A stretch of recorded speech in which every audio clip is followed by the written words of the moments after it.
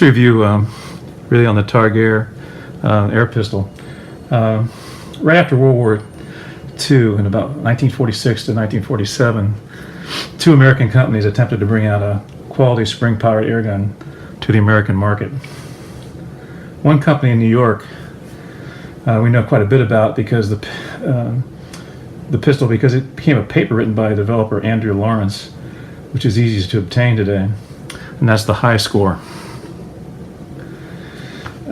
It was a very successful pistol, running 20 years and with over 200,000 guns produced in various configurations.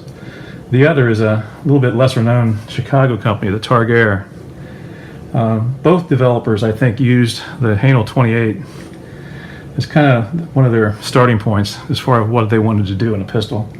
In fact, the High Score, Lawrence, said in his paper he wanted a Luger-type firearm look, but wanting to increase performance. I think that's what they both did. I'll do the High Score review a little later, but to me the Targ-Aire really came much more directly to influence from the 28. Unfortunately, I have the, well, not unfortunately, I like the repeater, but the regular 28 broke here and was a single pellet pistol, and I don't have an example of that. So got to use your imagination a little bit, but most of you, I think, if you look up at 28, will see how similar this is. The Targ-Aire was developed by William Lawrence. It really used it's very similar in that it broke for loading, just like the 28, except this has a barrel lock. Had an extension beyond where the compression tube was, and even the compressing it was similarly done. The 28, you would open up this and use the grip to pull back that spring. On the Targ-Aire, he developed a ratcheting system, but still doing exactly the same thing with that spring ratcheting back. This really helped, I think, increase the power, which was one of what he wanted to do. And the ratcheting system is pretty cool, really. 3 poles would bring it all the way back. So let's try that. Pretty easy on the first. Pretty easy on the second. And it won't be quite as easy on the third. A little more exciting. Okay, so now it's fully cocked. You would pull this back, put in your pellet,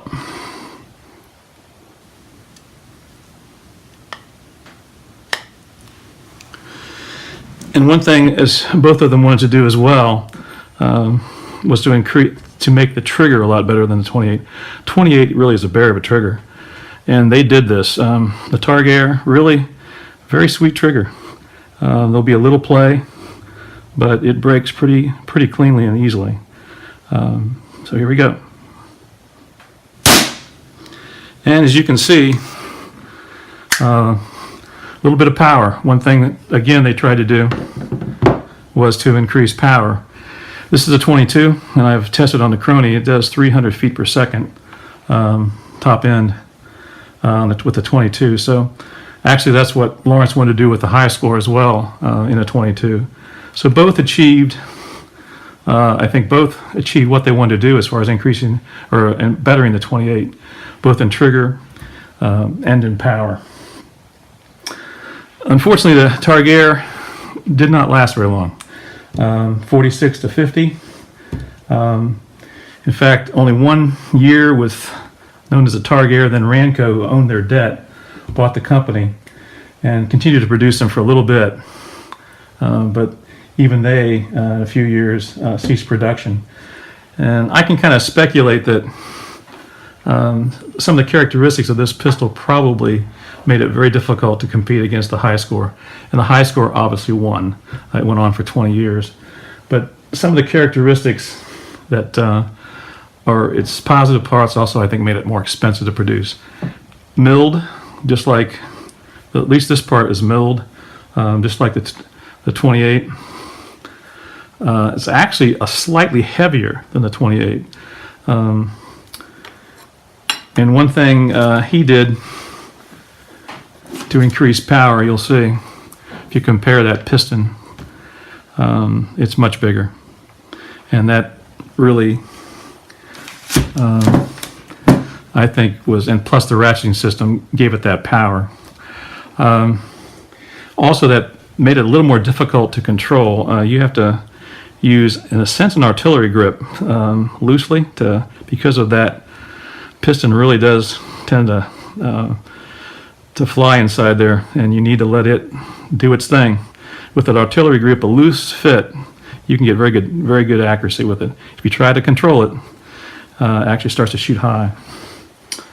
Other innovations, this ratcheting system, aluminum. These are aluminum grips, nice wide thumb rest.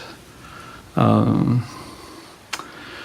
don't know what kind of, looks like, I don't know if it's paint or some kind of finish on there that's kind of nice. Looks brown like wood. Really a much better trigger.